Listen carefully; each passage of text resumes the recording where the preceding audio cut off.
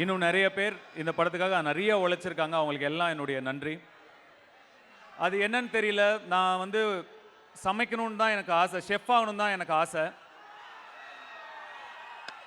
அந்த ஆசை இருந்ததுனாலயோ என்னவோ தொடர்ந்து நமக்கு சமைக்கிற மாதிரியே படங்கள் அமைஞ்சுக்கிட்டே இருக்கு. இப்போ ஜகமே தந்திரம்ல பரோட்டா போட்டோம். திருச்சிற்றம்பலம்ல வந்து டெலிவரி பாயா இருந்தோம். ராயன்ல ஃபாஸ்ட் ஃபுட் வச்சிருந்தோம். இந்த படத்துல இட்லி சுட்டுக்கிட்டு இருக்கோம்.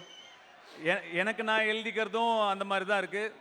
வேற டைரக்டர்ஸ் அப்ரோச் பண்ணும்போது அந்த மாதிரி அது மேனிஃபெஸ்டேஷன், அதாவது நம்ம என்ன நினைக்கிறோமோ அதுவா நம்ம மாறுறோம். எண்ணம் போல் வாழ்க்கை அப்படின்னு சொல்றேன் இல்லையா? மேனிஃபெஸ்டேஷனோட பவர் அப்படிங்கிறது அது என்னவோ, அது நான் நடிகனான பிறகும் கூட அது என்னை தொடர்ந்துக்கிட்டே இருக்கு. இளைஞர்கள் வந்து நிச்சயமா மேனிஃபெஸ்ட் பண்ணணும். நம்ம என்னவா வாழ்க்கையில் ஆக விரும்புகிறோம், நம்ம என்ன சாதிக்க விரும்புகிறோம் அப்படிங்கிறத நம்ம மேனிஃபெஸ்ட் பண்ணணும். நம்ம நம்பணும். ஆல்ரெடி அது நடந்துட்டா மாதிரி நம்ம நம்பணும். அதுக்காக கடுமையாக உழைக்கணும். அப்போ நிச்சயமாக யார் வேணால் என்ன வேணால் சாதிக்கலாம். அதை மெடிடேட் பண்ணுங்கள், ஒர்க் அவுட் பண்ணுங்கள். இதெல்லாம் வந்து உங்களுடைய கோலுக்கு, நீங்கள் சாதிக்க நினைக்கிற விஷயங்களுக்கு உங்களுக்கு சீக்கிரமாக கூட்டிகிட்டு போகும்.